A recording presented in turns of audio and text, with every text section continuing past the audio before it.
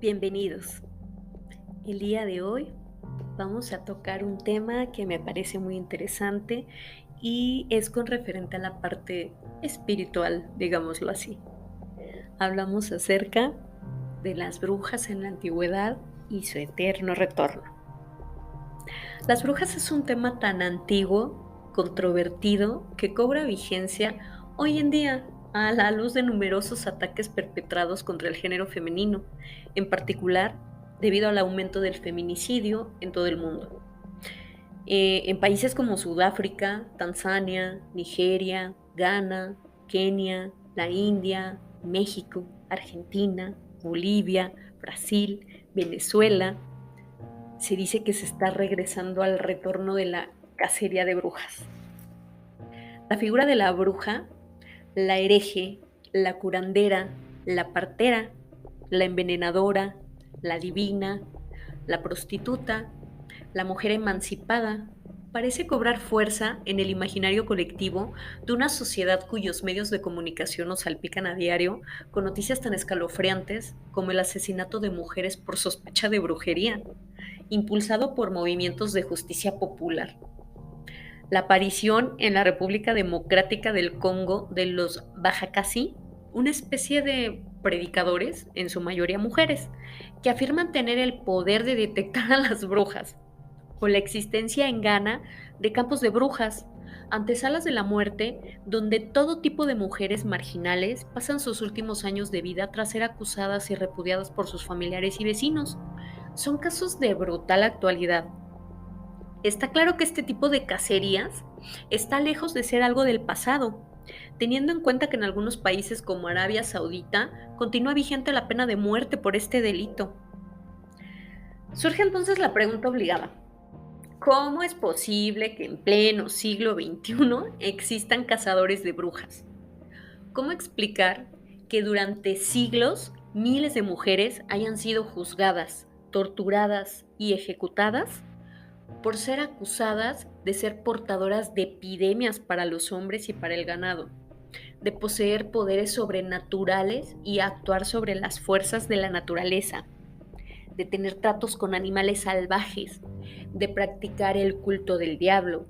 Todo parece sacado de un relato fantástico o simplemente de mal sueño. Pero, ¿es lo fantástico lo contrario de lo real?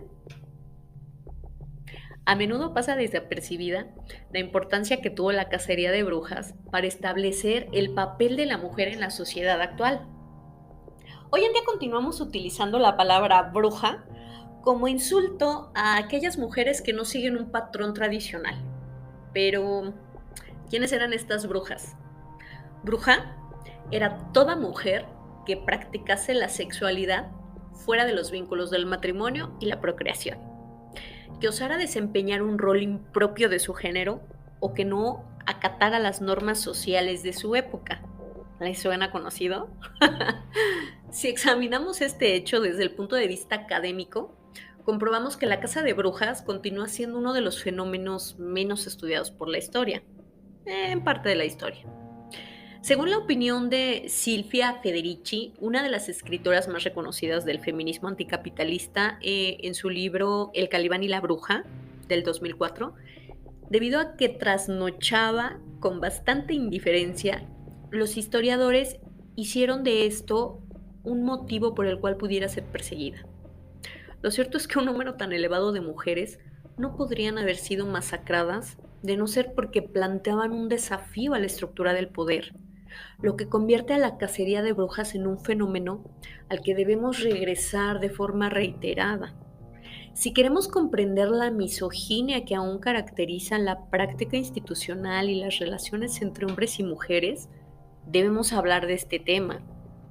El desencadenante de semejante violencia contemplado desde una perspectiva de género tiene en su origen el antiguo pensamiento misógino, heredado de una tradición que hunde sus raíces en el mundo clásico y que, aplicado a lo largo de los siglos, ha resultado ser un eficaz mecanismo de control social sobre las mujeres. Decir que son brujas y perseguirlas por ello no es por ende la realidad, aunque ¿qué es la realidad?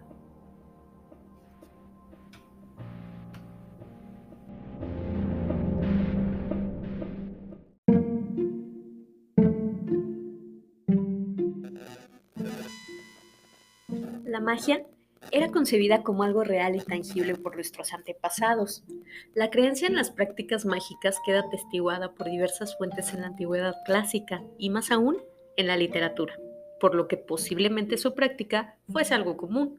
A esto se le suma la existencia de restos arqueológicos tales como las tablillas de Edefixio o la maldición de amuletos, los papiros mágicos, los auténticos compendios de magia, donde se reconocían fórmulas y hechizos que pretendían controlar la naturaleza. Y aunque la sociedad cristiana se mostró siempre contraria a estas costumbres tenidas por bárbaras o extranjeras, aparecen como mecanismos usuales en prácticas tan cotidianas como la medicina o en ritos propios de la ciudad, pero siempre, siempre asociadas a mujeres.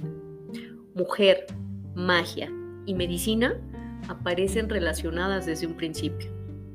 No olvidemos mencionar la dificultad que existe a la hora de distinguir magia, religión y medicina desde la antigüedad, pues con frecuencia unas intervenían y coincidían con otras.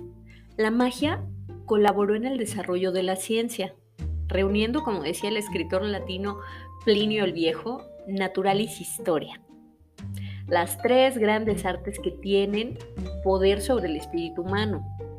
La médica resulta de gran interés como forma de sanación, más allá de la practicable, centrándose mayormente en el tratamiento de enfermedades de carácter psicológico, como forma de protección para individuos o para el hogar mediante amuletos o mediante fórmulas mágicas, para las tumbas y para los muertos, contra posibles profanaciones. Y el conocido fenómeno de la devotio, acción por la que se pactaba con fuerzas divinas su intervención favorable contra un enemigo. Un amplio catálogo que puede consultarse en La magie de la santé de Michael Martin, del 2012. Bueno, este es un libro que podemos añadir que tenía maleficios para eliminar a un individuo cuya ritualización aparece en los papiros mágicos encontrados el siglo pasado.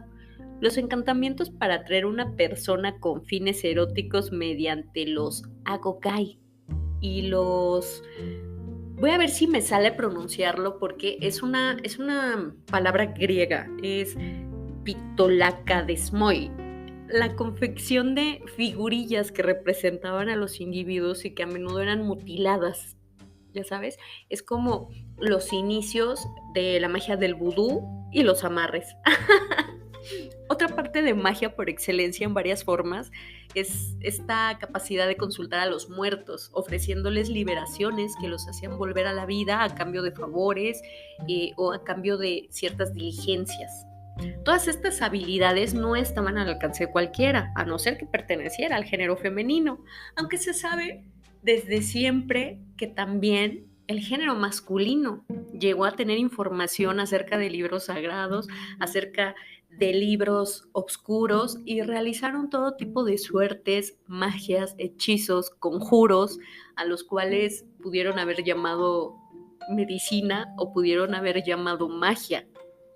Esta relación entre magia, mujer y medicina encuentra su origen básicamente en los inicios de la medicina naturalista, en un estado primitivo del pensamiento en el que se hablaba de una medicina mágica ligada a la religión o a la superstición, donde existían límites entre una y otra. Louis Hill, en su obra La medicina popular en el mundo clásico, declara que no se diferenciaba entre el vidente, el profeta, el sabio, el santo, el portador de maná y el mago.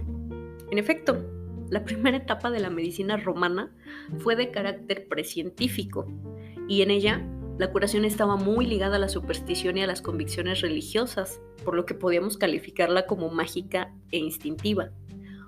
Prueba de ello son las múltiples referencias a epidemias y épocas de hambruna que en esa época aparecen ligadas a fenómenos mágicos, castigos divinos y, curiosamente, al mal comportamiento de las mujeres.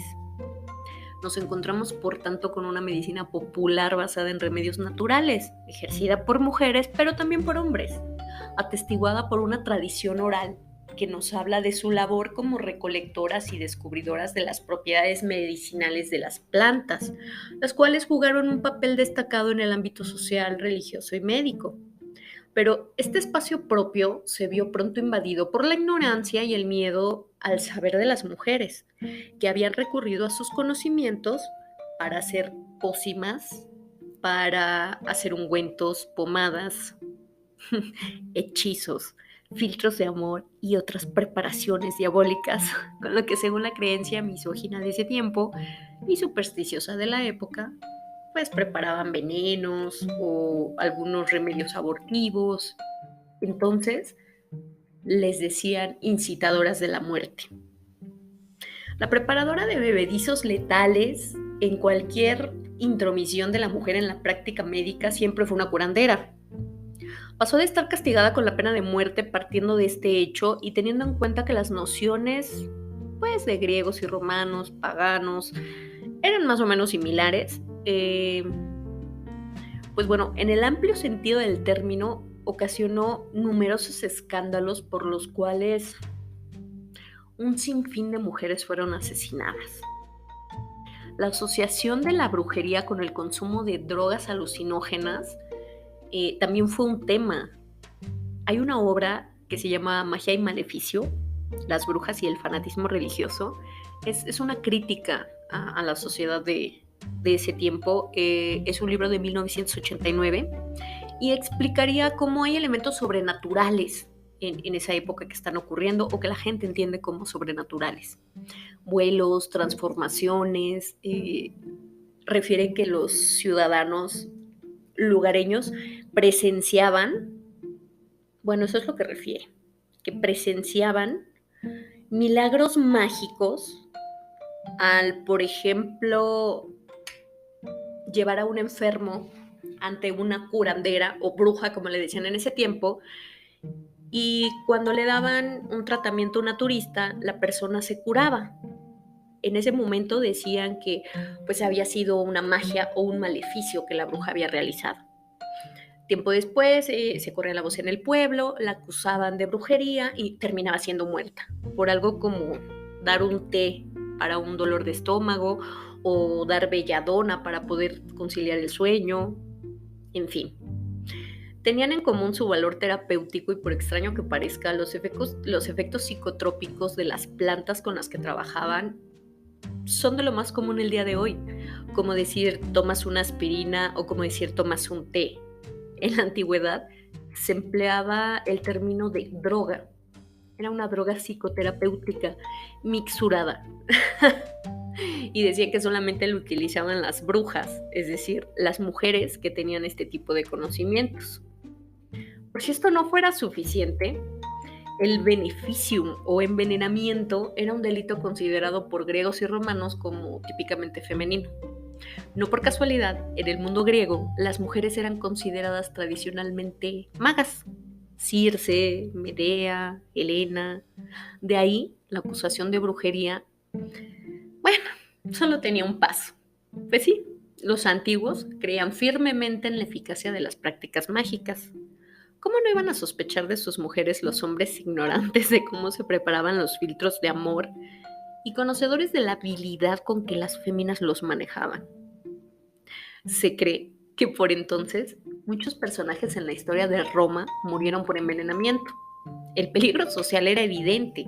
Se desató así una gran casa de brujas conocida como Beneficia Matronarum, en la que se condenó y ejecutó a miles de mujeres acusadas de envenenar a sus maridos y a cuanto hombre se interpusiera en su camino.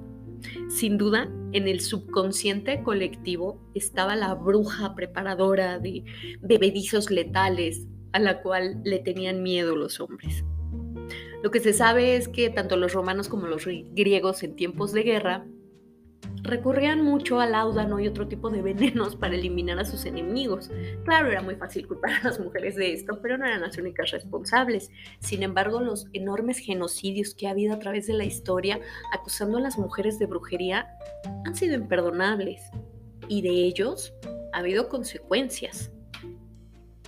Sí, consecuencias.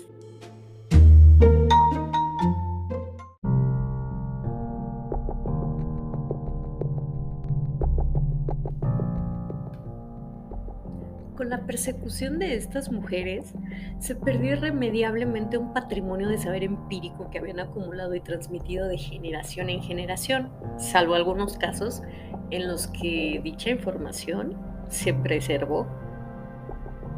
El posterior desplazamiento de la bruja, la curandera y la partera del pueblo en favor del doctor plantea la pregunta acerca del papel del surgimiento de la ciencia moderna y de la visión científica. Hubo una determinación para que todo el universo del nacimiento dejara de estar en manos de la mujer y pasara a la figura del médico, pues la base era el miedo de los hombres.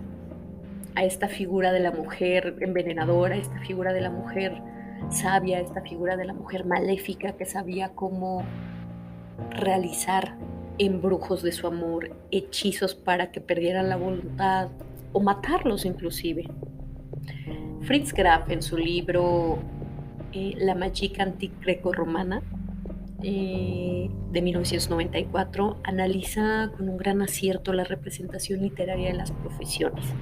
Habla acerca de la diferencia de la magia y los rituales, mostrando algunos testimonios que están vinculados con la magia erótica, es decir, es verdad que hubo aquelarres de mujeres que se dedicaban básicamente a realizar algunos cultos de forma erótica, se reunían en los claros del bosque durante la luna llena para cantar desnudas y tocar sus cuerpos, lo cual entendían la mayoría de personas de esa época como rituales satánicos en los que ofrecían su alma al diablo a cambio de poder, belleza, conocimiento. Mujeres de habilidades muy superiores, terriblemente seductoras en ese tiempo, eran entendidas y señaladas también por otras mujeres de la época, las cuales no llevaban a cabo ese tipo de actividades. Así, monstruos femeninos llamados por esas otras mujeres y los hombres de la época fueron muertos una tras otra y otra generación. Sin embargo, se sabe que ciertos conocimientos se preservaron a través de las generaciones por medio de libros o por medio de leyendas o dichos. En esa medida, parte del conocimiento de esas mujeres trascendió y es como hablar de un retorno del conocimiento que vino desde esa época y que se aplica aún hoy en día. La magia pasa a convertirse en un peligro real para la ciudad y la repulsión moral que provoca la mujer que se dedica a esos menesteres en ese tiempo. Se refleja en un físico nauseabundo, espejo de su maldad interior, como lo demuestra la imagen deformada y grotesca de la figura de la bruja latina que conocemos. Con frecuencia tachada de prostituta, borracha, alcahueta, cuando no animalizada por víboras, ¿no?, en el cabello o con un rostro escuálido y repugnante, aliento pútrido y mortífero. Se acompaña de ladridos de perros, de gemidos de lobos, del ulular de los búhos, el silbar de serpientes. Esta relación con el mundo de lo salvaje se traduce en una de sus habilidades más comunes. Nótese cómo el esfuerzo por denostar a este tipo de figuras femeninas es increíblemente extremo en el sentido de hacerlas ver como algo meramente despreciable. Y la realidad es que no existe más allá de las leyendas o las historias narradas de una generación a otra prueba de ello. Esta relación con el mundo de lo efímero, de lo salvaje, es una medida clásica de la señalización que ha habido desde ese tiempo y que sigue existiendo hoy por hoy. El hecho de estar dotadas de alas sugiere un fuerte componente sexual que con el tiempo se convertiría en el tópico de la bruja por excelencia. Su irrefrenable lujuria. Las mujeres que viven abiertamente su sexualidad han sido desde siempre señaladas por brujas o por adoradoras del diablo. Bueno, las alas darán paso a la escoba, un símbolo de apariencia fálica. Recordemos que ellas se suben a la escoba para poder volar. Entonces, a la vez de domesticidad femenina, pues las hechiceras también alababan a esta figura fálica, porque alababan al final del día a lo que ellos entendían como Satán, como la malignidad.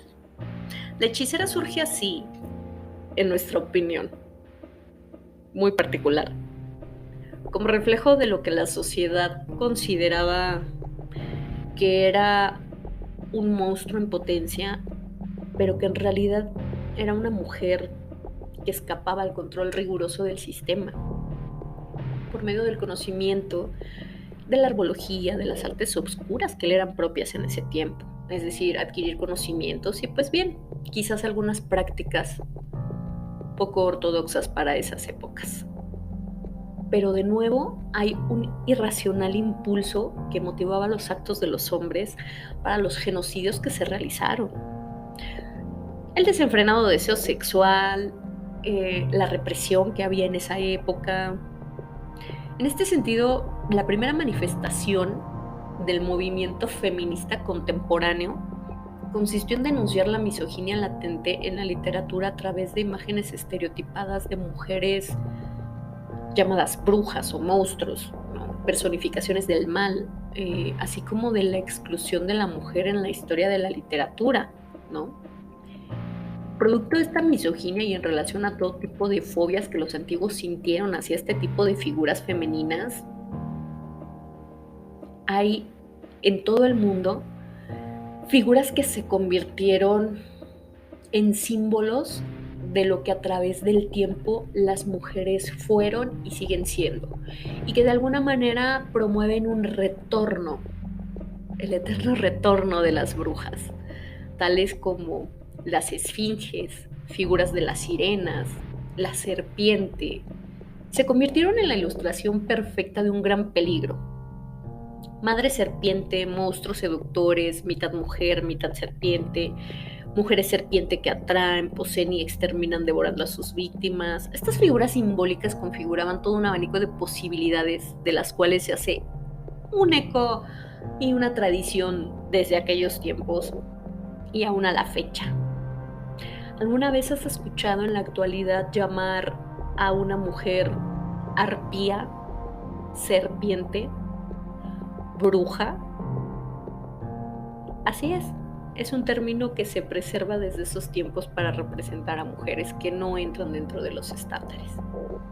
Así de la tradición clásica arrancan las referencias a aves nocturnas, rapaces, deseosas de nutrirse de sangre y carne humana, reflejo tal vez del miedo a las aves y mamíferos voladores como murciélagos en esa época, ¿no? A los que la fantasía popular transformaba en peligrosos buscadores de sangre, a demonios salados que asaltaban a los niños durante la noche, a sucubos que se alimentaban de la fuerza vital de los hombres causándoles la muerte, a seres híbridos que aparecían justo después de la medianoche. Traspasaban puertas y paredes, volaban y hasta poseían algunos la capacidad de metamorfosearse. Estas brujas con características vampíricas reciben distintos nombres, ¿no? Estaban las lamias, las empuzas, las estirges, formaban parte del folclore grecorromano y se fijaban siempre en el consciente colectivo como para amenazar. No hay duda de que la base del demonio asesino de niños siempre ha sido la figura de una mujer desde ese tiempo con lo que los amenazaban. Otros casos curiosos de feminidad pervertida con origen en la tradición clásica son las arpías, las erinias, las furias, ¿no? La figura, pues obviamente de Hécate, la figura de Lilith, siempre han sido mitos acerca de mujeres que no se conformaron. Siempre han sido mitos de mujeres que fueron en contra de los esquemas. Y es algo muy interesante que cabe resaltar que siempre han sido mitos de mujeres o de figuras que existieron en ese tiempo y que se dice que no mueren, que siguen vigentes y que aunque mueran retornan o renacen, ¿no? La condena de lo relativo a la magia destaca desde un principio por su relación con la mujer. Como sostiene Karim Figala y Klaus Presnier en la obra Alquimia, Enciclopedia de una ciencia hermética, del 2001, las palabras mujer y magia suelen aparecer juntas hasta en la época moderna, pero desde la antigüedad hasta ahora. De manera que se cree que la historia de la magia principalmente se escribe en femenino. Esta afirmación es cierta desde que en la antigüedad las hechiceras fueron mujeres y las deidades que protegían la magia de las diosas, por lo que esta relación se basa en el temor, meramente en el temor, por parte del patriarcado, claro, aunque también por parte de otro tipo de mujeres que no eran a las que señalaban, ¿no? Al poder que se puede desarrollar del conocimiento. Podemos comprender entonces que la persecución de la brujería haya sido un fenómeno altamente ignorado a través del tiempo, pero sostenido hasta la actualidad. Respecto a la condición social de estas mujeres, si tenemos en cuenta que nunca fueron consideradas ciudadanas de pleno derecho, sino que por el contrario siempre estuvieron bajo la tutela de un varón, se entiende que la situación de la magia sea también de marginación social. La propia actividad mágica como forma de vida manifiesta la marginalidad de esas mujeres que en su mayoría eran esclavas, extranjeras o mujeres humildes y sin recursos, habitualmente ancianas o transmisoras de un saber ancestral por vía oral. La vejez no es un rasgo circunstancial siempre. Hubo muchas mujeres jóvenes que fueron acusadas de lo mismo y fueron muertas de igual manera. En buena medida, las hechiceras o brujas no fueron más que mujeres sabias que tuvieron un conocimiento de la naturaleza o demás técnicas que utilizaban para sanar o ayudar. En cualquier caso, la imagen de las mismas, tanto reflejada en la literatura como en el coloquio común, se hizo más compleja y negativa con el avance de la historia desde la Grecia clásica. En otros casos, las hechiceras directamente no existieron. No fueron más que vanas formas de justificación de los males que atacaban a las ciudades, y del mismo modo la ciudad utilizaría el temor de los propios y extraños para un control social. Hoy en día, desde muchos lugares del mundo, se corre la teoría de que hay un retorno de la brujería o que hay una apertura de las brujas. Hay como una reconciliación entre las creencias paganas y la actualidad que permite, por medio de ejemplos como las redes sociales, que hay una proliferación de información al respecto y que se vaya normalizando que mujeres tengan conocimiento acerca de medicina, de herbolaria o inclusive de magia, como lo pueden interpretar algunas personas.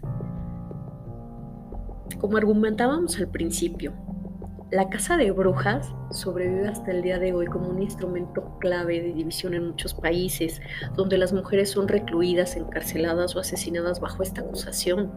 Su importancia es normalmente pasada por alto debido a la extendida creencia de que estos fenómenos pertenecen a una era lejana y no tienen por tanto vinculación alguna con la modernidad. Pero la lucha no es solo por el pasado, por reivindicar la figura de la fémina, sino también contra la violencia y la marginación que ha ocurrido en todo el mundo. ¿Qué les parece esta información? Si les gusta esta información, si quieren saber un poco más acerca del eterno retorno de las brujas, en el siguiente episodio de este podcast voy a contarles un par de historias acerca de brujas y de las leyendas que corren a su alrededor. Recuerden que si les gustan los episodios de este podcast y toda la información que estamos compartiendo con ustedes, síganos en nuestro canal, suscríbanse, síganos en las redes sociales. Yo soy Leslie Cano, espero que esto sea de su agrado y nos vemos a la próxima, en el retorno. Hasta luego.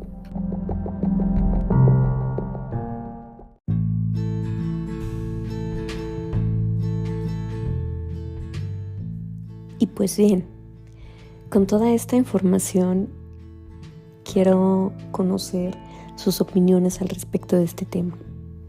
Y si les interesa que continuemos en un siguiente episodio con el eterno retorno de las brujas, en donde puedo narrarles historias reales leyendas que se conocen como reales en diferentes lugares del mundo, acerca de mujeres que fueron conocidas como brujas y fueron acusadas y asesinadas debido a ello, y ellas juraron regresar.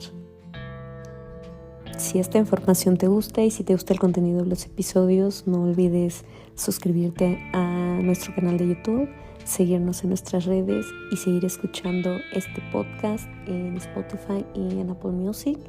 Espero sus comentarios para saber si continuamos con la narración de El Eterno Retorno de las Brujas. Yo soy su amiga Leslie Cano. Hasta la próxima.